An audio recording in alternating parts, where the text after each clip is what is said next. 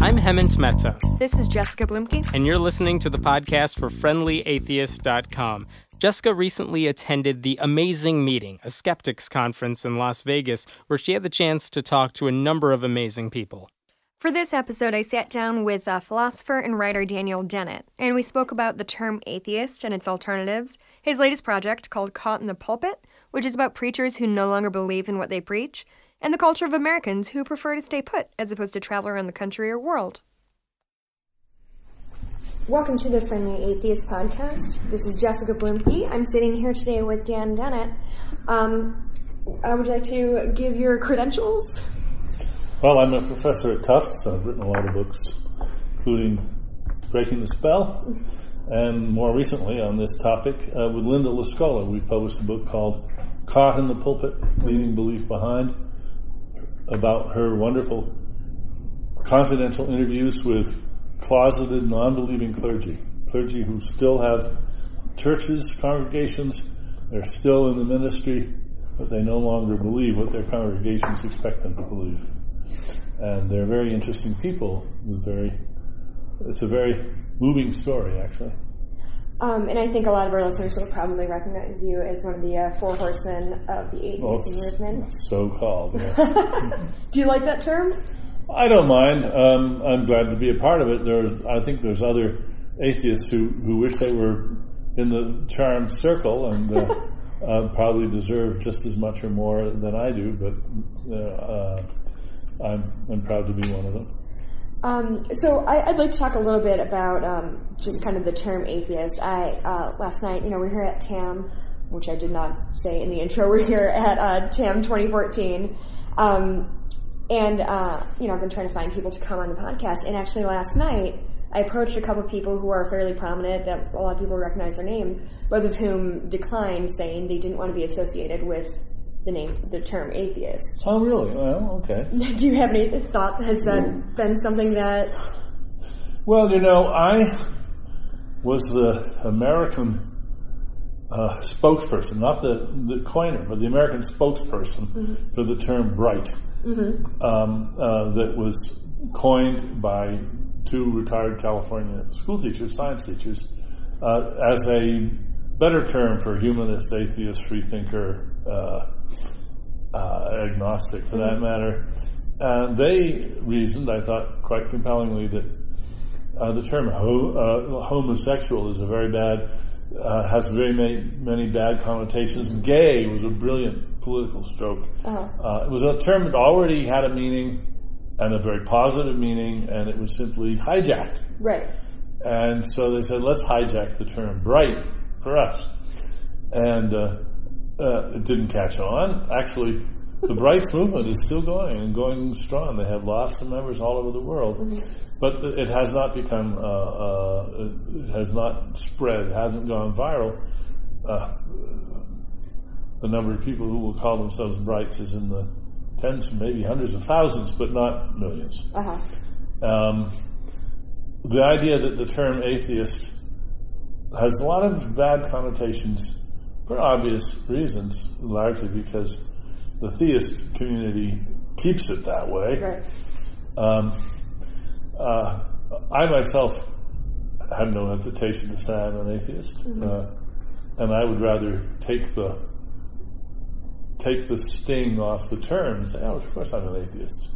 Aren't you? Right. Do you think people who are an atheist and who have the ability to say they're an atheist without persecution or fear of risk of harm, do you think those people have a responsibility to kind of soften the blow for those who maybe live in a part of the world that... I think something like that, yes. I think that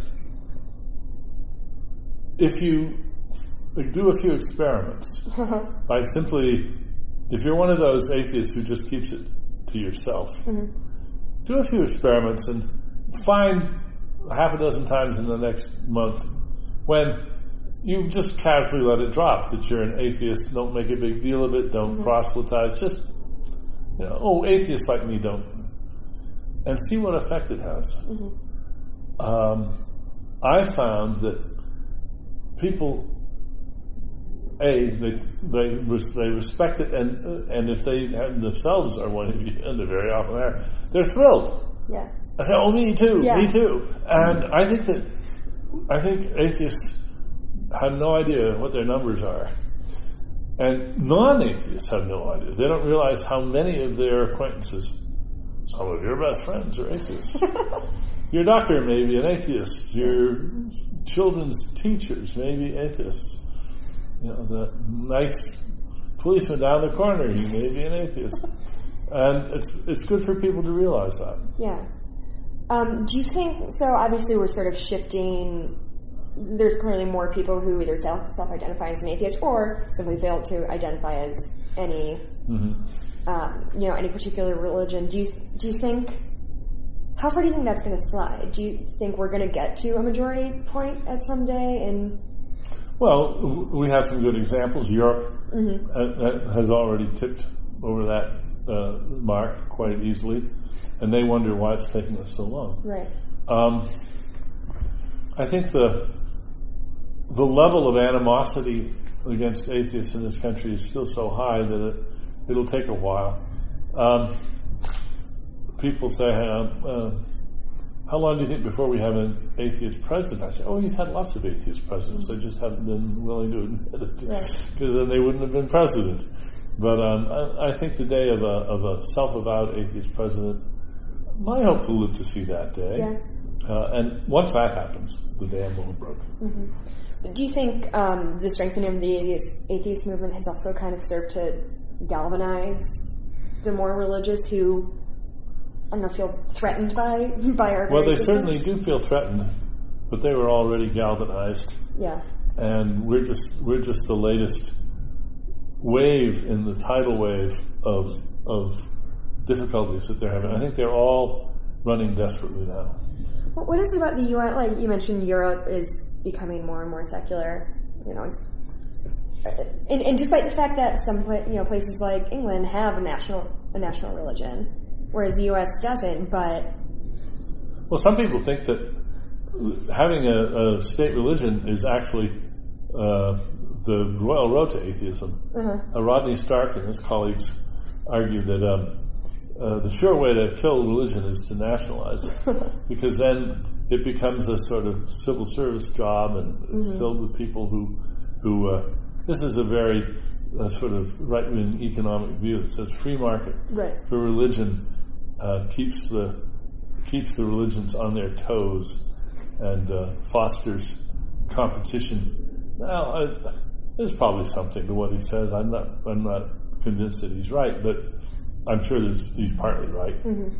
I think a lot of it has to do with the still remarkable isolation of a lot of Americans. If you simply see which Americans have passports and which don't, and look at their views, their religious and political views, there's a striking, very significant difference. There are all these people that they don't ever want to leave the United States, the best place in the world, and they'd be shocked if they went to Europe and saw how much nicer and cleaner and more modern many of the facilities are in other places, and realize that America is beginning to look a little threadbare. That would shock them, but it probably wouldn't shock them out of their religious beliefs. Sure. Well, do you think the idea that a lot of American, and I don't pretend to know the number off my head, but a large number of Americans don't hold passports, do you think that's just sort of because of our physical isolation? You know, obviously at Canada and Mexico, but other than that, if you want to travel internationally, it's a 6-hour flight and it's not cheap. Well, yeah, I think that has something to do with it, of course. And it's also a matter of local traditions. After all, most people, until the 20th century, only moved sort of 5 or 10 miles from the point of their birth to the point of their death. The circle you could circumscribe around the lifetime travels of most people was pretty small. And that only changed with the modern transportation era, and again, only for a minority of people.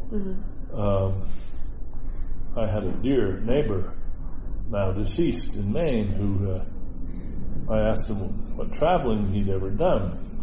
He said he went to New Hampshire once. It was a dog show. He went to entered his dog in a hunting dog show in New Hampshire. And aside from that, he'd never been out of the state of Maine his whole life. Didn't see any reason to. Well, actually, I lived in Montana for a little bit in a very small town, populated 500 or so, and I met people who had never left the state. And it was, Montana's great. I don't want to dig on it, but it's really interesting that people just don't have that desire to see something different. And I don't think we know the effects, obviously many and multiple and competing, that the modern media have on this. Maybe you spend your whole life in Montana, but if you're watching James Bond movies and television programs, you're going to see other parts of the world and think you know them. That's an interesting point. And the need to travel may be actually diminished. So why do I want to go to Paris? I've seen it in the movies. I've seen London in all kinds of movies, and they think they know. And there's fear. Sure. They don't know if. I think the first time somebody goes abroad, there's a little anxiety. There's a threshold of anxiety. Well, there's language barriers, which is intimidating. Yeah. That's interesting. I just think that's an interesting concept, because in my head I think, I saw a movie about Paris, like we should go visit Paris, but you think it's, I've seen it, I've got what I needed to get out of it. Yeah, I saw that one French movie that one time. Yeah. And, Yeah, I saw that French movie, and they were shooting at each other. It doesn't seem safe to me. It's hysterical. So let's talk about kind of the revisionist history that's been going on lately regarding just sort of the founding of America. And, obviously the founders made a point to say we don't want a state religion. Yeah. But people find it so easy to go back and look at what was written and reread it in their own kind of voice. Yes, there's a lot of, I think, rather desperate attempts to rewrite history. It's pretty clear that the Founding Fathers were quite secular and wanted it that way. And the special pleading on behalf of other views is, I think, pathetic. Do you think, there's the one phrase, endowed by their creator, do you think that's something they kind of grab onto with both hands? No, well, that was pre-Darwin. Sure. So that kind of language flowed off the tongue in those days quite naturally. Oh, that makes sense. And I think that nothing much should be read into that. What is it about religion that breeds mistrust in science? Or kind of a selective mistrust in science, I guess? Because they're more than willing to use the internet or their car. Not only do they use the technology, but they would love to use science when they think it can help them. I mean, when the Vatican goes to scientists and asks them to study the Shroud of Turin, that's actually a very interesting historical event. It's right there. Right. It shows, you know what it shows, to be impolite about it? It shows who's in power now. You would never see National Academy of Sciences going to the Vatican and saying, would you validate this result in molecular biology? Are you kidding? Joke. But the Vatican knows the power of science. Everybody knows the power of science. And obviously, if you're a spokesperson for religion that used to be the go-to authority on everything and is no longer the go-to authority, you feel displaced, and you're now uneasily in second or maybe third place. Sure. And naturally that breeds resentment. And I think a lot of the liberal thinkers in, let's just look at Christianity, have made their peace with science, and some of them are now go out of their way to be quite gracefully ecumenical and in tune with science, and they acknowledge science as well. But I think that's been it's been a hard card to play for many of them, and they've played it gracefully and well, but just look at all the ones that won't play it. Mm-hmm. So talking about your most recent book, I'm sorry, what was the title about clergy? Taught in the Pulpit. Do the people who are kind of find themselves in that position of, I know I'm no longer a believer, but this is my job, this is my livelihood, do they feel like they're being dishonest to those who follow them, or what do you think is the mindset there? Oh, it varies, but yes, so they all are bothered from somewhere from discomfited to in agony, mm-hmm. and the spectrum is spread mm-hmm. over the amount of dissembling that they are obliged to do. Now, you've got to recognize that everybody who deals, let's say, pastorally with other human beings mm-hmm. engages in a lot of diplomacy, a lot of politeness. We don't say things to people that we think will undermine them or hurt them. Right. And so we do engage in a lot of diplomatic talk, which seamlessly melds into hypocrisy and outright lying. Mm-hmm. And there's no bright line anywhere on that scale. And so you can start off being just quiet about your own views and giving metaphorical interpretations of things you say mm-hmm. and excusing what you're saying because I'm talking to a sweet little old lady who's going to die in a year or so anyway, and I don't want to disturb her, so I'll tell this little white lie. Mm-hmm. And that happens to clergy. It happens to all of us, mm-hmm. but it happens to them every day. Mm-hmm. And it mounts and mounts and mounts. And there comes a time when they realize they're just living a lie. Yeah. Always with the best of intentions. Mm-hmm. I don't think none of these people went into it for the money, right, or for the power or the glory. They went into it to serve their fellow human beings, mm-hmm. to do good. And then they get trapped. And it's very sad. Some of them, incidentally, don't feel particularly trapped. Really? And I don't know how I feel about them. In a few cases, I'm not all that respectful or sympathetic. I think some of them find the life they lead a little too graceful, a little too easy. It would bother me a lot more than it bothers them. So is it they started religious, became pastors, lost their faith, and are staying purposefully, or some of them wouldn't leave even if they could, because it's what they do. It's mm-hmm. their life. And some of them wouldn't leave because they can't bear to break all the hearts and the promises that they've made. Mm-hmm. When you've married and buried and baptized families and had them confide in you for years, very hard to say, I never believed a word of it. Very hard to do. So their motives for staying are, even when they are economic, which to some degree they are usually, I think, it's hard to fault them. I mean, they don't have any equity in a house. They're living in a parsonage. They got 2 kids that have to go to college. It's, oh my gosh. Well, and they stand to lose every friend they have. The leap from the pulpit is a mortal leap indeed, and few of them are up for it. And do they take comfort in finding others who are in the same position, or is that somehow? Oh yes, yeah. And an offshoot of our interviews was the creation of the Clergy Project. Right. We didn't create it, although we helped. Mm-hmm.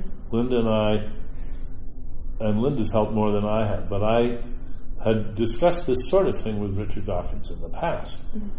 And when I suggested it to him, he and the foundation, the Richard Dawkins Foundation, came through with the initial technical expertise to set up their website and some support money. And then, but Richard and I and Linda, we're not members. We have no access to what they do. It's completely closed. Sure. It's just for them, and they're very careful about who they let in. And they have hundreds of members. Hundreds. What's the process like? How do you prove that? How do you get prove vetted. That? You get in touch with them. You apply, and you get grilled, and you get checked out. They don't want snoopy journalists or would-be converters or other dissemblers in their midst, and so they have. I don't know the details. All I know is that I know that that's a bottleneck. That their membership is growing and growing. I don't know what it is now. I haven't had it. They send me messages every now and then. Last message I got, it was over, I think, 550, but it must be considerably more than that now. But it takes a while to process a new candidate. Oh, I'm sure. And is the ultimate goal to provide community, provide them with the skills they may need to provide them with just emotional support and moral support and a friendly ear and knowledgeable responses, a sympathetic ear to listen and share notes and suggestions. And there's been some people that have found work outside, and there's people that have found all kinds of opportunities within it. I don't know any of the details, but it seems to be thriving. Do you have any specific thoughts about things like Sunday morning assemblies for secular people who want to gather and be part of the community? It's gotten some kind of vitriol from sort of within the atheist community, and so much that you're mimicking church, and that to them is it. Yeah, I understand that, but I'm not sympathetic to that vitriol at all. I think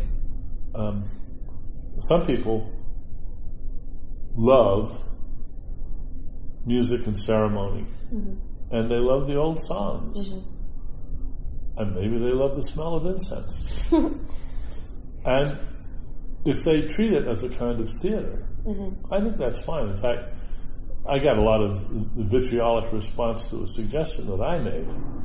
That wouldn't it be great if a community theater set up a program of very carefully, accurately, faithfully reproducing religious ceremonies, different one every Sunday. It's a Catholic Latin Mass this Sunday. Next week it's a Quaker meeting, and the week after that it's an evangelical tent meeting, and the week after that we're going to have a Mormon meeting. And snake handling. right. And you treat it as like going to the opera. Oh, isn't that interesting? And I thought what would be really cool is if the one of the local pastors moonlighted by the local Baptist pastor who also plays a Baptist pastor when they do the Baptist pastor ceremony, and then he or she could say to a member of the congregation, you can't come next Sunday. Well, maybe you'd like to come the following Sunday when I'm doing basically the same service in the theater church. Yeah. And people could enjoy their love of the music and the ceremony, and they could pass the plate and make the theater go. I think for one thing, I just think it would be nice if there were some alternatives like that out there to, as it were, confuse the opposition. It's a little bit of chaff, making it a little bit harder to, a little bit easier for people to move between communities and put less stress. The main reason I thought of this is I thought it would be valuable if churches could gently move to a position where the presumption that those presiding over the service were believers was diminished. I mean, we take actors seriously, but we don't suppose they believe what they're saying. And if we treated them more as professional masters of ceremony and subtracted the idea that they were supposed to be devout, that would go a long way to easing the burden on these folks. Do you think things like that would serve to help people transition? Because that's what they're used to. They're used to getting up every Sunday morning and going to see people. I think it might. I know it's weak tea for some people. It's just not. It's just they don't drink near beer. It's got to be the real thing. I've given a couple of Unitarian sermons. Oh yeah? Oh yes, and I've been to some Unitarian services. That dates back to my high school days, when my best friend was the organist at the local Unitarian church. I used to go to the services and hang out, sitting on the bench on the organ with. He was a brilliant organist. He made a life of it, in fact. And so I know all about the Unitarians. And I can't stand the words they put to the hymns. I love the hymns because I grew up with them. But they put these tepid, bad poetry, bad lyrics. No, if I'm going to sing that hymn, I want the old blood-curdling words, not... I don't believe them, but I want them. I feel in the same way, I wouldn't want to go hear Così fan tutte in English. Right. Yeah, I could understand the words better, but that's not the point. I've mentioned that before. I grew up singing in the choir and love it. Yeah, love all the old religious music and Latin. It's beautiful, and I love it. And I don't know why. It's just something you grew up with, I guess. Yeah. And there are a few things that are that old that are... It's important to realize that how much of the affection and allegiance, loyalty that people have to their churches is due to that.